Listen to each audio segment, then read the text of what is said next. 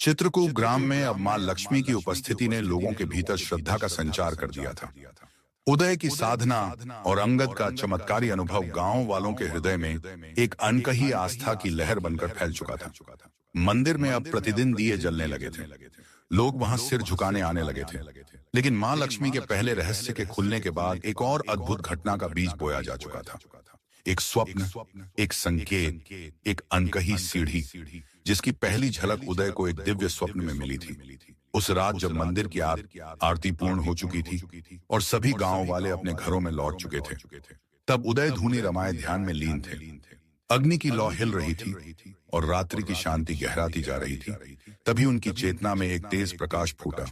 मां लक्ष्मी एक स्वर्ण कमल पर आसीन होकर प्रकट हुई। उनका रूप अत्यंत तेजस्वी था, नेत्रों में करुणा थी और वाणी में गंभीरता। मां ने कहा, उदय, पहला रहस्य जो चित्रकूट में प्रकट हुआ वह केवल एक द्वार था, लेकिन अब समय है दूसरे रहस्य की ओर चलने का। वह रहस्य जहां स्वर्ण लोक की सीढ़ियां उतरती हैं, जो साधारण को असाधारण बना सकती हैं। लेकिन यह रहस्य उन लोगों के लिए नहीं जो स्वर्ण चाहते हैं। यह रहस्य उनके लिए है जो त्याग कर भी प्रेम करते हैं। स्वप्न समाप्त हुआ और उदय का शरीर पसीने से भीग चुका था। उन्होंने अग्नि को प्रणाम किया और अगले ही दिन गांव वालों को एकत्र कर मां लक्ष्मी के संकेत का वर्णन किया। परंतु इस बार अधिकांश लोग चुप रहे। कुछ ने शंका जताई, कुछ ने पूछा कि आखिर हमें इससे क्या मिलेगा। लेकिन उदय का उत्तर वही था जो मां ने कहा था, यह यात्रा पाने की नहीं, त्याग की है। केवल वही इस पथ पर चल सकता है जो स्वयं को भुला दे।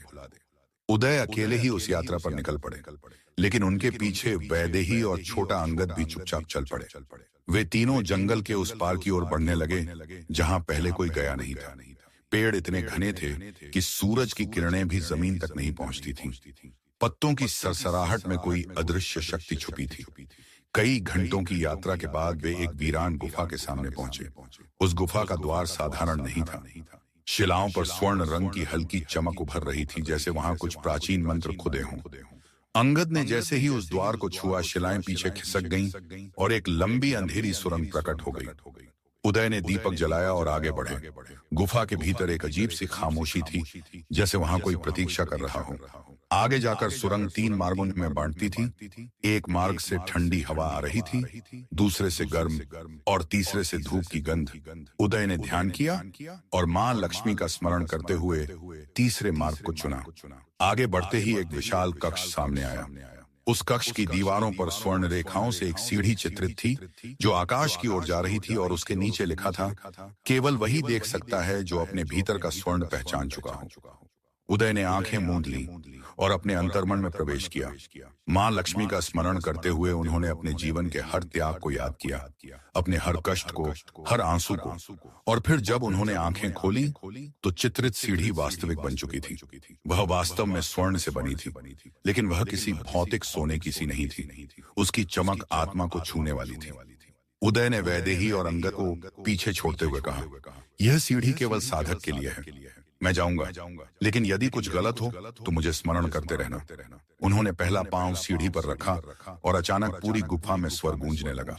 एक मधुर स्त्री स्वर जो मां लक्ष्मी का ही था, जो कह रहा था, हे साधक, हर पग पर एक स्वर्ण परीक्षा है, हर कदम पर एक अंतर्मुखी संघर्ष।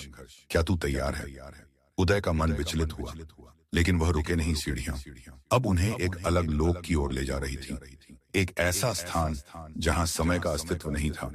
वहां कोई भूमि नहीं थी, न आकाश, केवल प्रकाश की रेखाएं और दिव्य ध्वनियां थी। सीढ़ी के अंतिम छोर पर एक स्वर्ण मंडप था, जिसमें एक ज्योति जल रही थी, और वहां स्वयं मां लक्ष्मी उपस्थित थीं। उन्होंने कहा, उदय, यह दूसरा रहस्य है, स्वर्ण लोक की सीढ़ियां। यह कोई भौतिक स्थान नहीं, यह चेतना की वह अवस्था है जहां धन केवल एक ऊर्जा है, और वह उसी को प्राप्त होता है जो उसके योग्य होता है। मां लक्ष्मी ने उदय को एक दिव्य दीपक सौंपा और कहा, इसे ले जाओ और गांव में उस स्थान पर जलाओ जहां सबसे पहले तुम्हें उपहास मिला था। यह दीपक वहां नई ऊर्जा उत्पन्न करेगा और लोगों के अंतर्मन को शुद्ध करेगा। उदय ने नतमस्तक होकर दीपक लिया और उसी मार्ग से लौट चले। गुफा से निकलते ही सूरज की किरणें गिर चुकी थी, लेकिन उन्हें अंधकार में भी मार्ग दिखता रहा। गांव लौटकर उदय सीधा उसी स्थान पर पहुंचे जहां पहले लोगों ने उन्हें पागल कहा था। वहां उन्होंने वह दीपक जलाया और उसके जलते ही पूरा गांव मानो जाग उठा। लोगों के चेहरों पर एक अद्भुत शांति फैल गई।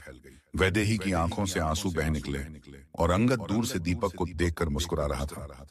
उस रात मां लक्ष्मी पुनः स्वप्न में प्रकट हुई और कहा, उदय, तूने दो रहस्यों को समझा है।